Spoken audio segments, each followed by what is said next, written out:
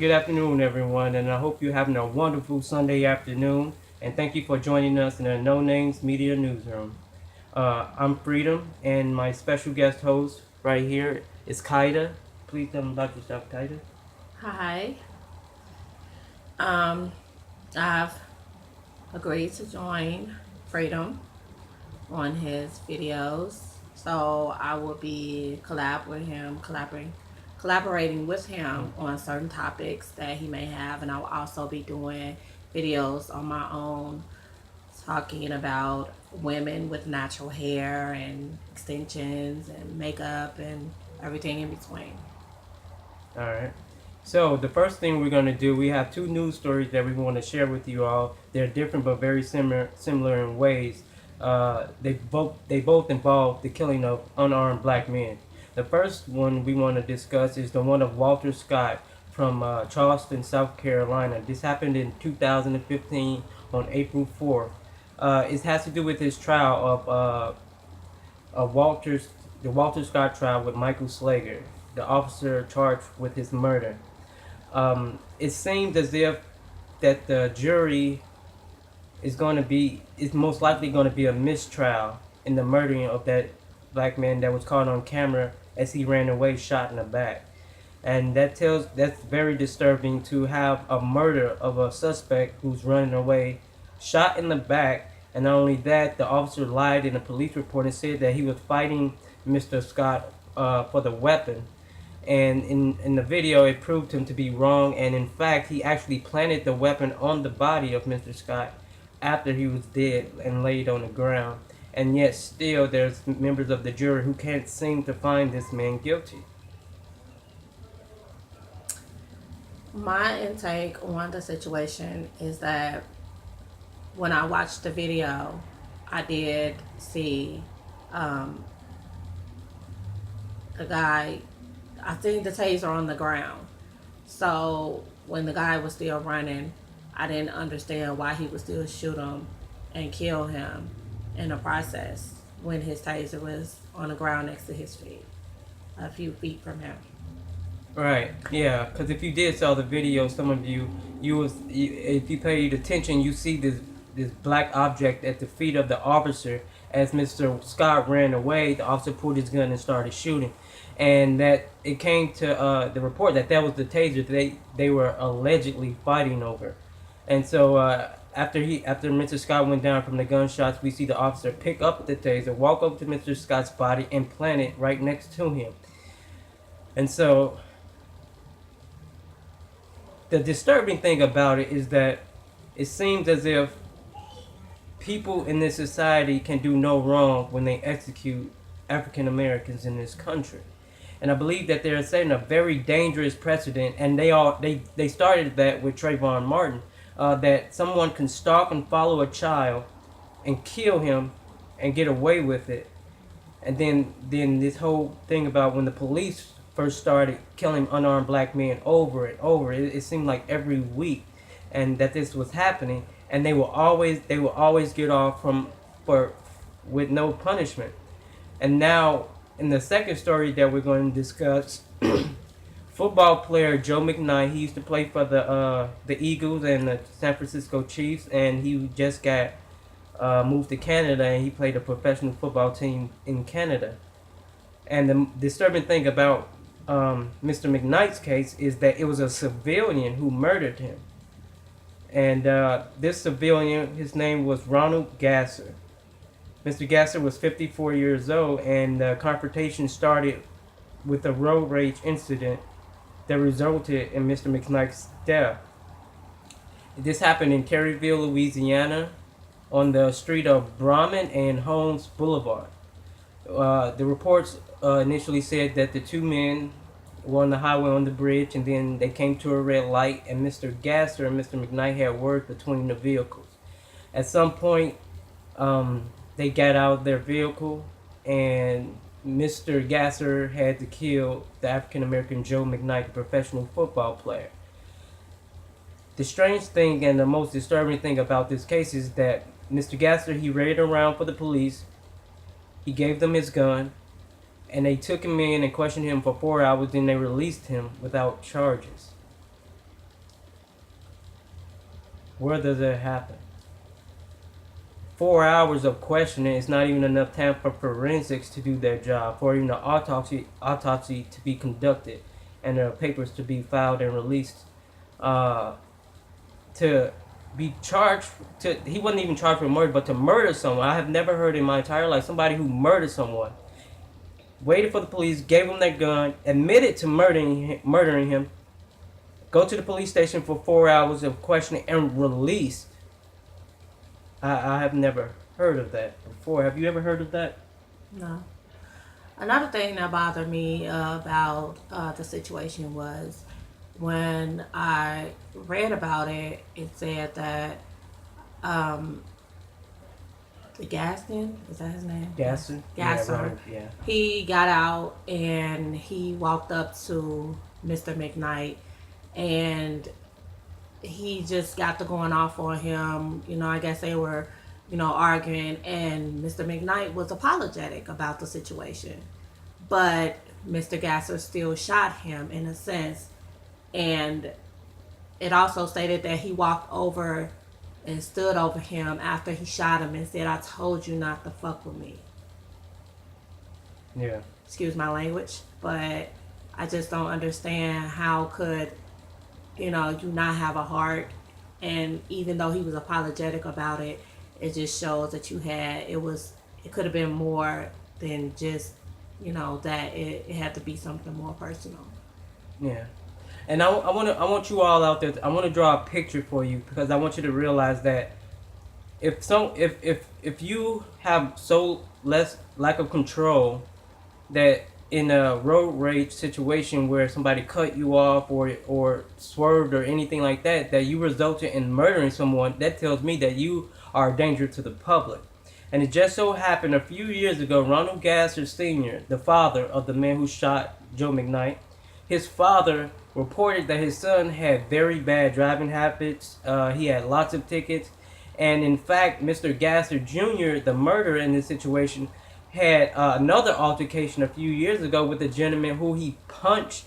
He followed the gentleman into a gas station and repeatedly punched him out of rage of something that I believe it said that the man sped up in front of him, and that alone caused Mr. Gasser to assault him.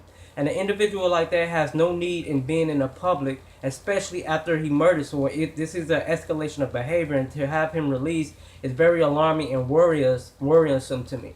But not only that, besides, that's one thing, but when you have the law that's contradicting itself from the news reports, that becomes a very big problem, and it tells me that eventually they're going to try to find a way to get Mr. Gasser off. What I want to show you and share with you all today is the sheriff behind me. He's the sheriff who gave the press conference about the situation, and it's only a small snippet that I want you to pay attention to, in which he says the situation and where they were when the gunshots were fired. The sheriff reported that the gunshots were fired from inside Mr. Gasser's car. That's where 3 shell casings were found. Later, I'll show you a news report about the reporter got information from the police, and they say that they were outside the car when the shots were fired. So take a listen to this. So let me put just a couple of things that I've been made aware of to rest. Mr. Gasser did not stand over Mr. Mcknight and fire shots into him. The 3 casings were located within the vehicle. Mr. Gasser was in his vehicle when he fired 3 shots. So that. All right. So you heard the sheriff during a press conference say that he shot from inside the vehicle, and that's where they found the shell casings. But that same day, a news outlet within that town reported something totally different, and here's what the reporter had to say about that. From the Legal Docs by Me Sports Desk, here's Julie Bueller. Well, after a very entertaining Thursday night football game, it's with a heavy heart that I report former USC Trojan Joe Mcknight was shot and killed today in Louisiana in an apparent road rage incident. He was 28 years old. Now, according to Jefferson Parish Police, the former Trojan running back and another driver, 54-year-old Ronald Gasser, were in an argument outside their vehicles when Gasser shot and killed McKnight. Responding officers performed CPR on McKnight. All right, did you hear? She said the initial police reported that the two gentlemen were outside the cars when Mr. Gasser shot and killed Mr. McKnight. That contradiction is very important because if the news reporter got her information from the police, it should have been the same information corroborated by the sheriff. And the fact that it's two different situations would mean that at some point that story had to change to fit whatever narrative that they had, whatever pieces to this puzzle they're trying to put in, and it shouldn't be there. What do you think about that? Based on both stories, my opinion is that regardless of, the situation, he didn't have to kill him due to road rage. And I do think that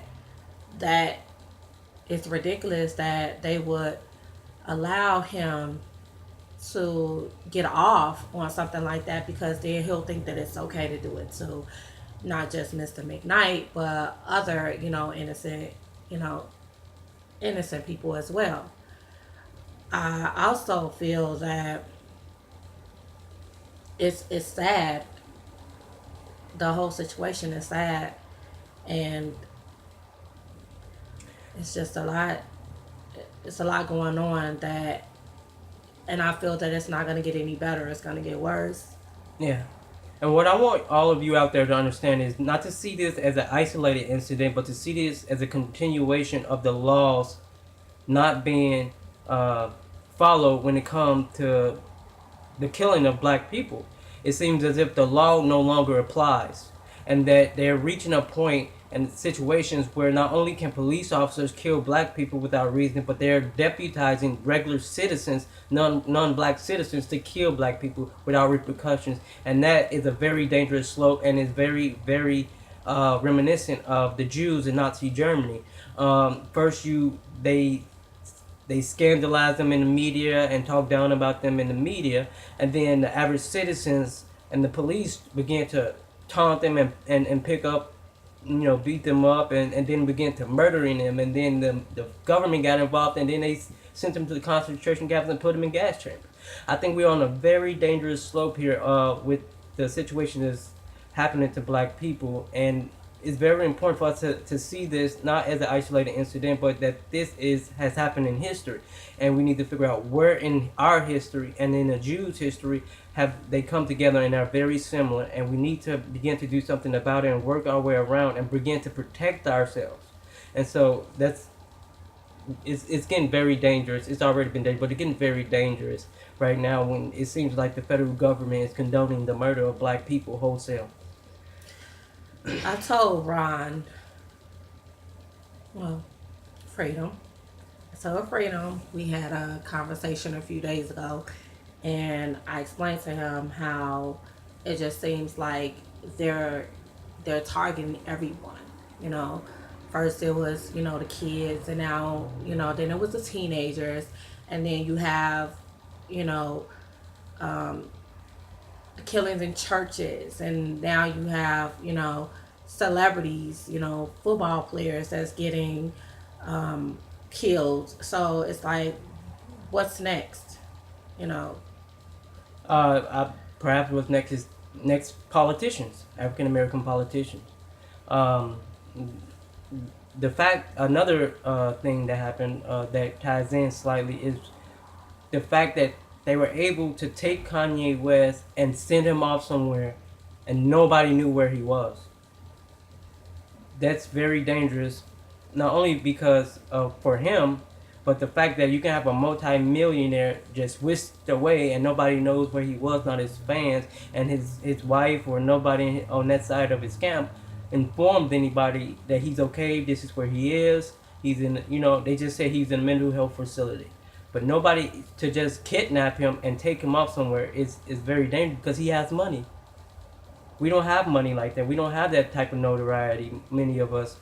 And that anytime we can just be picked up off the street and taken away and never be seen again.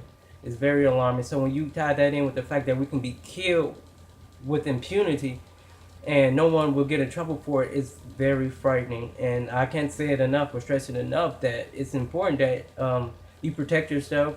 You find a way to get you a legal firearm and do whatever you can, and always stay aware and on what's going on around you. But as this case develops, and as Walter Scott's trial develops, and the murder of Joe Mcknight proceeds and develops, we'll keep you up to date, and we'll let you all know what's happening, the contradictions in the stories, and how they're going to use these contradictions and outright lies to justify the friend of these two individuals, one a police officer, one a regular citizen, both killing black men. So my co-host has a few titles coming up, a few things she's going to be doing. She's really a special guest on the Newsroom show, and I'm very happy to have her. But her expertise will go beyond the newsroom, and she's going to tell you what she'll be doing on her end. Okay, like I said, I will be talking about. See, I'm natural.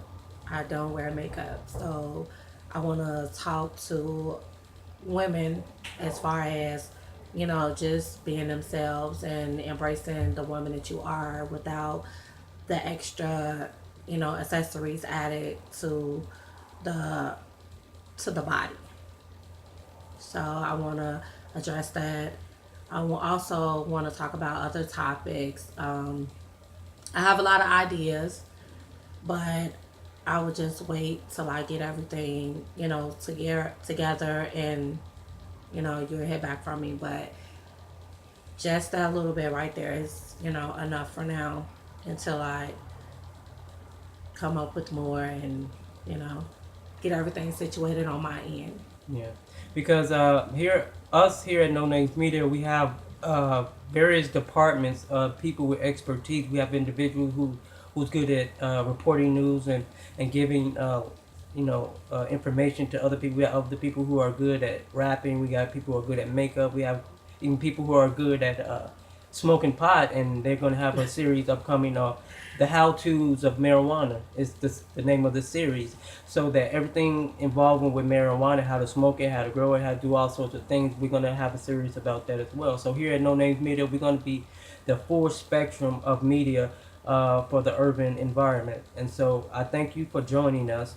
I also have a short series, probably a 1 or 2 part series about the cowardice among us, particularly pertaining to the black community, and how to spot signs of a person who's a coward, and very negative side effects of being a coward in black society, and how that's a danger to not only that individual but everyone around him or her. And so in the meantime, thank you for watching. There's a lot more to come, and stay safe. I love you. Do you I love love you? Thank you for joining us in a place where know thyself is the key. Peace. Peace.